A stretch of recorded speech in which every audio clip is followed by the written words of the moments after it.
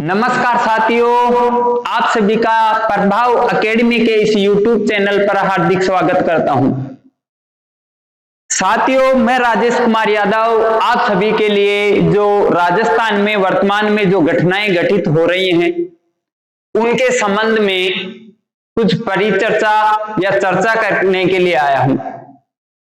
दोस्तों, जिस प्रकार से आप सभी ने देखा होगा कि वर्तमान में राजस्थान में जिस प्रकार से कुछ घटनाएं समय समय पर घटित हो रही हैं, क्या माने इनमें दोषी कौन है, किस प्रकार से ये घटनाएं घटित हो रही हैं। साथियों, हम अगर बात करते हैं इन घटनाओं से, सबसे पहले हम देखते हैं वो नाजुक बच्चे जो स्कूल में पढ़ने जाते थे, छत के नीचे दबकर उनकी मृत्यु हो जाती है। उसके बाद में कोई बच्चा, कोई परिवार दूसरी जगह, एक जगह से दूसरी जगह जा रहा है और पता नहीं किसकी चपेट में वो परिवार खत्म हो जाए। उसके बाद की अगर हम बात करें तो जैसलमेर घटना जो बस हादसा है उसकी बात करते हैं दोस्तों। उसके बाद में बात करते हैं जयपुर में मनोहरपुर छापरा में बस को एक करंट लगने से 2 की मौत हो जाती है, बस जल जाती है। उसमें किस प्रकार से क्या क्या सामग्री मिलती है। उसके बाद की अगर हम बात करें, एक बच्चा जो कि MBBS करने विदेश गया है, उसकी ब्रेन हेमरेज के कारण मृत्यु हो जाती है। उसके आगे अगर हम बात करें तो एक झकझोर देने वाली घटना कल जिस प्रकार से एक डंपर के द्वारा बच्चों की, परिवारों की हत्या कर दी जाती है और वो किस प्रकार से वो परिवार टूट जाते हैं, ये सभी घटनाएं, इनमें किसका दोष है, इनकी जिम्मेदारी कौन लेगा, कब लेगा, प्रशासन कब जागेगा, इन सभी को लेके आज हम चर्चा करने हैं कि ये सभी किसकी जिम्मेदारी है। इनके लिए आगे से हम सभी को किस प्रकार से और क्या कदम उठाने चाहिए। साथियों, अगर हम जिम्मेदारी की बात करते हैं, उसके बाद में क्या कदम होने चाहिए, जिस प्रकार से हम घटनाएं ही देखते हैं। अगर हम बात करते हैं इन सभी पे, हर मौत के पीछे कोई ना कोई लापरवाही होती है। ये सभी आप सभी को पता है कि कोई ना कोई लापरवाही तो रही होगी। इसी वजह से आपकी, हमारी और इस प्रशासन की किसी ना किसी की तो लापरवाही है। इस वजह से राजस्थान में इतनी हत्याएं हो रही है, इतनी मृत्यु हो रही है। साथियों, जब इनके बारे में सोचते हैं, रोज कुछ ना कुछ घटनाएं अपने सामने आती हैं, तो किस प्रकार से हम देखते हैं कि अपने परिवार का कोई सदस्य ना हो। और न्यूज प्राप्त होने के बाद में पता लगता है कि कोई हमारे परिवार का, हमारे गांव का कोई व्यक्ति है जो कि इस प्रकार की जो घटनाएं हैं उसमें मिलित है। जवाब कौन देगा इसका? जो ये घटनाएं हो रही हैं, जो राजस्थान में घटनाएं हैं, उनका जवाब कौन दे, कौन जिम्मेदार है इसका? सड़क हादसे किस्मत नहीं, नीतियां और लापरवाही की कीमत है भाई। सुबह जब घर से एक बेटा, किसी की मां, किसी की बहन, किसी का पिता घर से जब निकलता है, कुछ नई खुशियां लेकर, नया सोच के सुबह निकलता है कि आज दिन में मैं कहीं जाऊंगा। कोई परिवार मकान देखने के लिए जा रहा था, कोई अपने रोजगार पे जा रहा था, कोई कहीं घूमने जा रहा था। पता नहीं वो व्यक्ति वापस घर पे लौटेंगे या नहीं लौटेंगे। साथियों, जिस प्रकार से हमारे को अजमेर, मनोहरपुर, दौसा और जैसलमेर की जो बस के हादसे हैं, उन्होंने किस प्रकार से झकझोर दिया है। जिस प्रकार से हम बात करें, क्या सड़कें मौत का जाल बन चुकी हैं या हम खुद लापरवाही कर रहे हैं, या इन जो घटनाएं हो रही इनको नॉर्मल समझने लग गए हैं। दोस्तों, हम बात करते हैं सबसे पहले जैसलमेर हादसे की।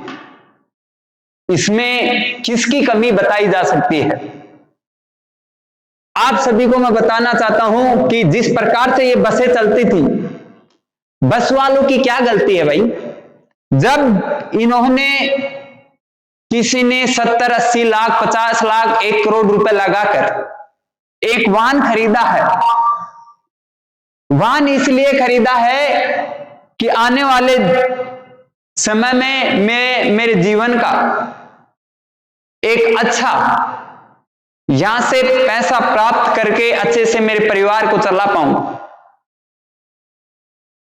जब इन सभी को आरटीओ के द्वारा अप्रूव कर दिया जाता है, आपके सरकारों के द्वारा टैक्स लेती हैं, उस समय कहां चले जाते हैं वो नियम?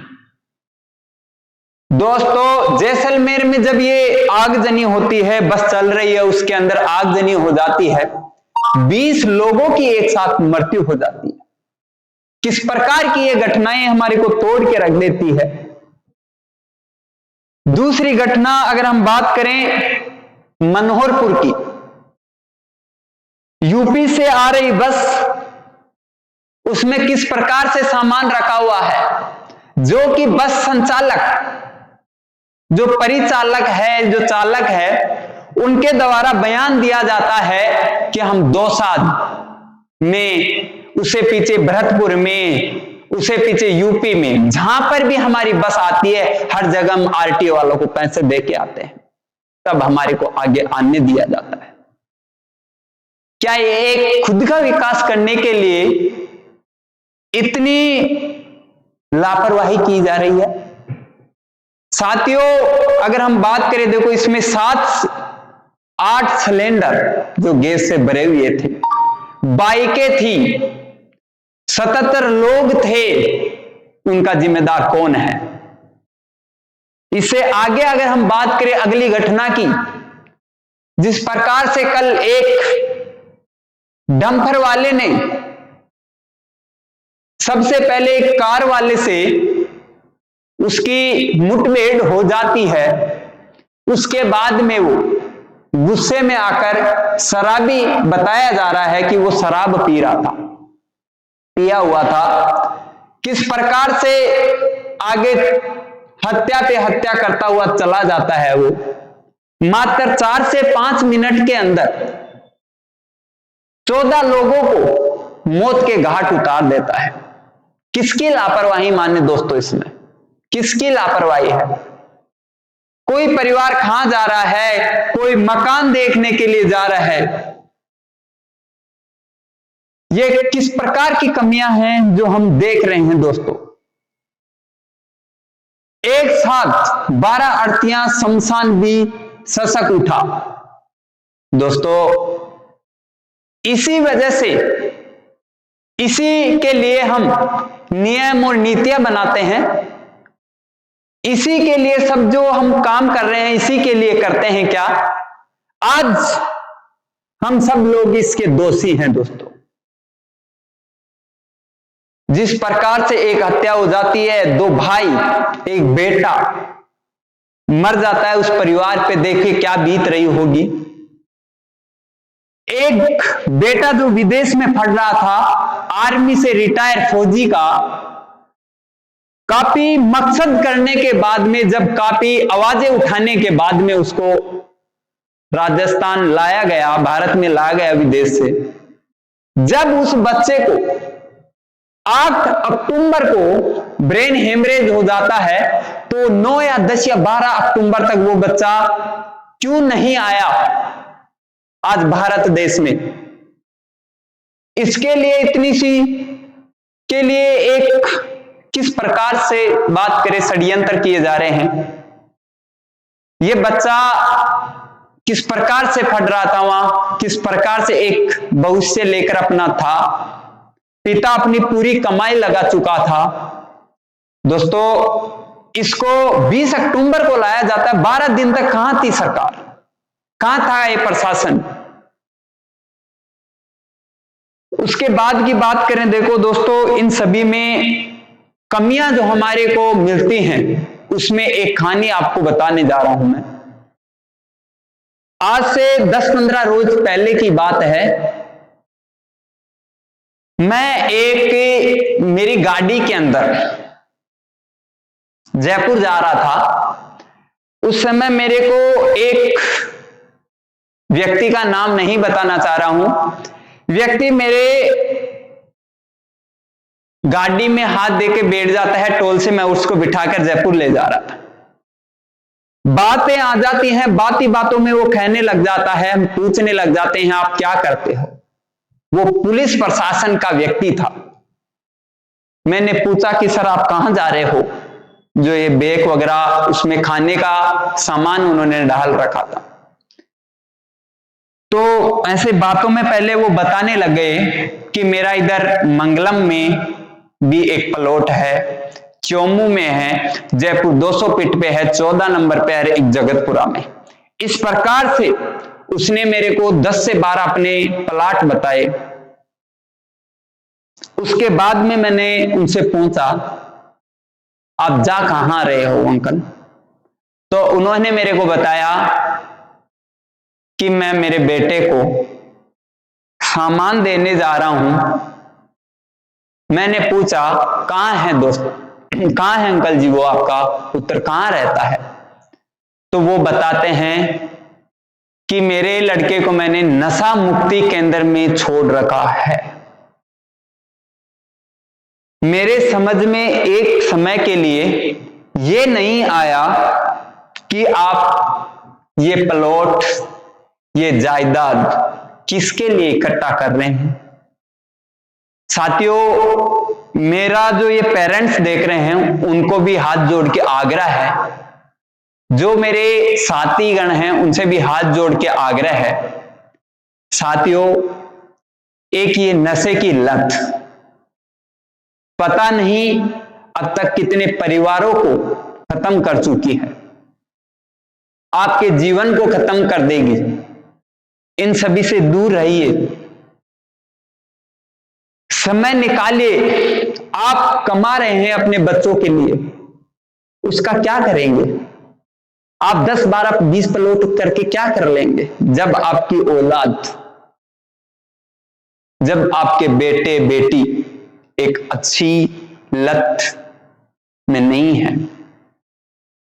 आज एक ये मोबाइल की लत, नशे की लत, इन सभी के कारण ये घटनाएं हो रही हैं दोस्तों। क्यों? क्या वो बस ड्राइवर की बात करें, वो ट्रक ड्राइवर की बात करें, वो किसी का बेटा नहीं है क्या? अरे वो पुलिस वाला भी किसी का बेटा है, वो भी अपने में से ही है, वो ट्रक वाला भी अपने में से ही है, वो बस वाला भी अपने में से ही है ड्राइवर। उनको नशे की लत कहां से पड़ी, नशे की लत कहां से आई उनके अंदर, वो सब हम पता नहीं। 1 से 2, 2 से 5 प्लाट करने में रह गए, 1 से 10, 10 से 20 लाख रुपए जुटाने में रह गए और एक परिवार को अच्छी स्थिति में नहीं ला पाए। दोस्तों आपसे यही आग्रह करूंगा कि आप सभी इन घटनाओं में किसी एक को दोषी मत ठहराओ, हम सब दोषी हैं इसके अंदर। साथियों अगर हम बात करें, अब राजस्थान की जनता बोलेगी कौन है जिम्मेदार, क्या होना चाहिए अगला कदम। साथियों अगला कदम मैं ये मानता हूं नशा मुक्ति की ओर होना चाहिए। जो भी अपने साथी, दोस्त, एक ट्रक ड्राइवर, एक बस का ड्राइवर, एक पुलिस वाला, उनको अपने कर्तव्य पे काम करना चाहिए। एक मानव जीवन के चलते आप सभी को अपने जिस कर्तव्य की पालना करना चाहिए वो कीजिए। एक ट्रक और बस ड्राइवर की लापरवाही मानी जा सकती है इसमें, पर वो भी किसी अपने में से ही है दोस्तों। लापरवाही है, किसकी लापरवाही है? प्रशासन की भी लापरवाही है। सड़कें टूटी और मरम्मत अधूरी हैं। किसी बस वाले को अपनी समय पर बस पहुंचा नहीं रहती है। इस वजह से जो टूटी हुई सड़कें हैं वहां से धीरे चलते हैं और आगे आने वाले जो समय को कवर करने के लिए जो सड़कें होती हैं वहां पे ज्यादा स्पीड से चलती हैं। पुलिस और ट्रैफिक सिस्टम की नींद भी है दोस्तों, उनको भी जांच करना चाहिए किस प्रकार से चल रही हैं। पेट्रोलिंग और स्पीड कैमरे लगाने चाहिए दोस्तों, जो कि अभी लगे रहे हैं, प्रशासन कर रहा है ये सब चीजें। स्कूलों में सड़क सुरक्षा शिक्षा अनिवार्य करना चाहिए। एक पाठ कक्षा 2 या 3 4 के बाद में कक्षा 12 तक हर कक्षा में एक पाठ सड़क सुरक्षा नियमों का भी पढ़ाना चाहिए दोस्तों, जो अभी तक नहीं है।